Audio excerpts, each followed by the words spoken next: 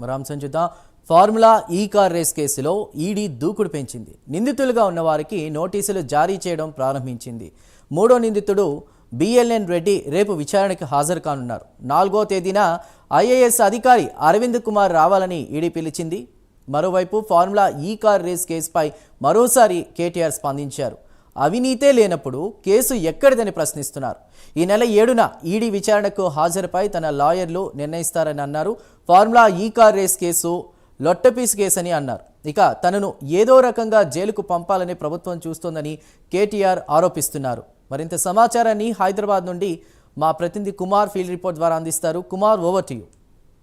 Thank you Chandu. ఏదైతే formula ఈ car రేసుకు సంబంధించి ఈడీ ఇప్పటికే దూకుడైతే పెంచిందని చెప్పొచ్చు. ముఖ్యంగా ఏదైతే ఈడీ ఈ కేసులో ఉన్న నిందితులకు నోటీసులు కూడా జారీ చేసింది. ఈ జనవరి 2, 3 అలాగే 7వ తారీఖులు ఈ 3 డేట్స్లో కూడా ఈడీ అధికారులు ఈ ముగ్గురిని కూడా విచారించున్నారు. మొదటగా అయితే బిఎల్ఎన్ రెడ్డిని అయితే విచారించనున్నారు రేపు. అలాగే ఎల్లుండి వచ్చేసి అరవింద్ కుమార్ అంటే ఐఏఎస్ అధికారి అరవింద్ కుమార్ని విచారించనున్నారు. 7వ తారీఖుని కేటీఆర్ని విచారించనున్నారు. ముఖ్యంగా గతంలో ఏదైతే ఏసీబీ అధికారులు ఫార్ములా ఈ కార్ రేసుకు సంబంధించి ఎఫ్ఐఆర్ అయితే నమోదు చేశారు. ఇందులో ప్రధానంగా A1 కింద కేటీఆర్, A2 కింద ఐఏఎస్ అధికారి అరవింద్ కుమార్, A3 కింద బిఎల్ఎన్ రెడ్డి వీళ్ళ ముగ్గురు పేర్లు చేరుస్తూ కూడా ఏసీబీ కేసు అయితే నమోదు చేసింది. ఆ వెంటనే కూడా ఈడీ అధికారులు కూడా కేసు అయితే నమోదు చేశారు. ఈడీ అధికారులు ఈసీఆర్ఐ అయితే నమోదు చేయడం జరిగింది. ముఖ్యంగా మనీ లాండరింగ్తో పాటు ఫేమా చట్టాన్ని ఉల్లంఘించారంటూ కూడా ఈడీ అధికారులు కేసు అయితే నమోదు చేశారు. ప్రస్తుతం వీళ్ళందరికీ కూడా నోటీసులు అయితే జారీ చేశారు.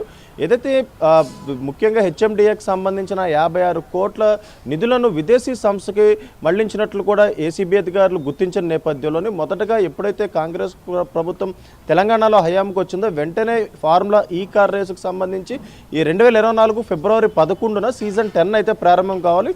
కానీ ఏదైతే 2023లోని జరిగిన ఫార్ములా ఈ కార్ రేస్ తర్వాత ఏదైతే ఒక అగ్రిమెంట్ అయితే బీఆర్ఎస్ ప్రభుత్వం చేసుకుంది. ఈ నేపథ్యంలోనే ఆ అగ్రిమెంట్లో కొన్ని అవకతవకలు ఉన్నట్లు ఏదైతే అప్పుడు ఫార్ములా ఈ కార్ రేసుకు సంబంధించిన యాజమాన్యం కూడా ఫార్ములా ఈ కార్ రేస్ని అయితే రద్దు చేసుకుంది. వెంటనే ఏదైతే కాంగ్రెస్ ప్రభుత్వం ఈ కేసులోని ముఖ్యంగా నిధులు మళ్లించినట్లు కూడా గుర్తించిన నేపథ్యంలోనే మున్సిపల్ అధికారులకు ఈ కేసుకు సంబంధించి పూర్తిగా ఏదైతే విచారణ చేపట్టాలంటూ ఆదేశాలు అయితే జారీ చేశారు. ఈ నేపథ్యంలోనే మున్సిపల్ అధికారులు ఇటు ఏసీబీని ఆశ్రయించారు. ఇటు మరొకసారి ఏసీబీ కూడా గవర్నమెంట్తో పాటు గవర్నర్ పర్మిషన్ కూడా తీసుకొని ఏదైతే A1 కింద కేటీఆర్, A2 కింద అరవింద్ కుమార్, A3 కింద బిఎల్ఎన్ రెడ్డి వీళ్ళ ముగ్గురు పేర్లు చేరుస్తూ కూడా ఏసీబీ అధికారులు కేసు అయితే నమోదు చేశారు. ఈ నేపథ్యంలోనే గత కొన్ని రోజుల నుంచి కూడా హైకోర్టులో ఇదే కేసుపై వాదనలు కూడా జరుగుతున్నాయి. ముఖ్యంగా ఎప్పుడైతే ఏసీబీ అధికారులు కేసు నమోదు చేశారో ఇమీడియట్గా ఏదైతే కేటీఆర్ హైకోర్టును అయితే ఆశ్రయించారో హైకోర్టులో క్వాష్ పిటిషన్ వేశారు. ప్రస్తుతం ఆ క్వాష్ పిటిషన్పై కూడా ఏదైతే నిన్న వాదనలు కూడా ముగిసే ప్రస్తుతం హైకోర్టు కూడా దీని తీర్పు కూడా రిజర్వ్ చేసింది. తీర్పు వెలువడించే వరకు కూడా ఏదైతే కేటీఆర్ని అరెస్ట్ చేయవద్దంటూ కూడా హైకోర్టు ఆర్డర్స్ కూడా ఇవ్వడం జరిగింది.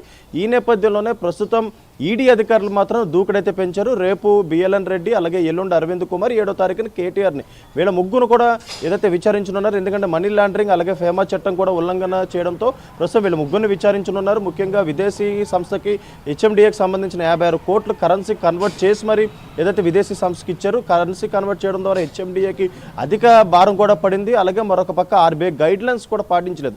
వీటన్నిటిపై కూడా ఈ ముగ్గురిని కూడా 3 రోజుల పాటు ఈడీ అధికారులు పూర్తిగా ప్రశ్నించనున్నారు.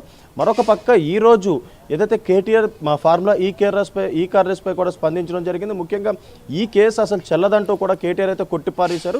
ముఖ్యంగా ఫార్ములా ఈ కార్ రేస్ ఒక లొట్టపీస్ కేసు అంటూ కూడా ఆయన అయితే వ్యాఖ్యానించారు. ముఖ్యంగా చూసుకున్నట్టయితే ఈ కేసులోని ఎక్కడ అవినీతి జరగలేదు. అసలు 600 కోట్ల విషయం పక్కన పెడితే ₹1 కూడా అవినీతి జరగలేదు. అసలు ఈ కేసు నిలబడదు అంటూ కూడా కేటీఆర్ అయితే వ్యాఖ్యానించారు. అలాగే మరొక పక్క నిన్న హైకోర్టులో జరిగిన వాదనలకు సంబంధించి హైకోర్టు అడిగిన ప్రశ్నలకు ఏజీ దగ్గర కనీసం సమాధానం లేదంటూ కూడా ఆయన అయితే ప్రస్తావించడం జరిగింది. ముఖ్యంగా ఈ కేసు అసలు నిలవదంటూ కూడా ఆయన అయితే ప్రస్తావించారు. అలాగే మరొక పక్క కాంగ్రెస్ ప్రభుత్వం కేవలం తనను జైల్లో పెట్టేందుకు విశ్వ ప్రయత్నాలు చేస్తుందంటూ కూడా ఇటు కేటీఆర్ కూడా వ్యాఖ్యానించడం జరిగింది. ఇప్పటికే 6 సార్లు ప్రయత్నించారు, ఇది 7వసారి. ముఖ్యంగా తనను జైల్లో వేయడమే కాంగ్రెస్ ప్రభుత్వం టార్గెట్ అంటూ కూడా చెప్పారు. అవినీతి లేని కేసుని కేవలం ఊరికిన తనను జైల్లో పెట్టడానికే ఈ కేసు బనాయించారంటూ కూడా ఇటు కేటీఆర్ కూడా స్పందించడం జరిగింది. ప్రస్తుతం హైకోర్టు తీర్పు కూడా ఇంకా రిజర్వ్లో ఉంది. అప్పటి వరకు కూడా కేటీఆర్ని అరెస్ట్ అయితే చేయరు. కానీ ఖచ్చితంగా ఫార్ములా ఈ కార్ రేసులు ఇటు ఏసీబీ అధికారులు ఇటు ఈడీ అధికారులు కూడా ప్రశ్నించవచ్చు. ఈ నేపథ్యంలో ఇప్పుడు 7వ తారీఖున మాత్రం కేటీఆర్ని ప్రశ్నించేందుకు ఈడీ అధికారులు సిద్ధమయ్యారు. కానీ దానికి సంబంధించి 7వ తారీఖు విచారణకు హాజరవుతారా లేదనేది ఒక సర్వత్రా ఉత్కంఠ నెలకొంది. ఎందుకంటే తన లాయర్లు నిర్వహిస్తారంటూ కూడా ఇటు ఈరోజు కేటీఆర్ కూడా స్పందించడం జరిగింది. ప్రస్తుతం ఏదైతే ఇలా ముగ్గురికి అయితే నోటీసులు అయితే జారీ చేయడం జరిగింది. ఇటు ఏసీబీ అధికారులు మాత్రం వీడికి ఇంకా నోటీసులు జారీ చేయలేదు. ఎందుకంటే క్వాష్ పిటిషన్ ఇంకా హైకోర్టులో పెండింగ్ ఉంది.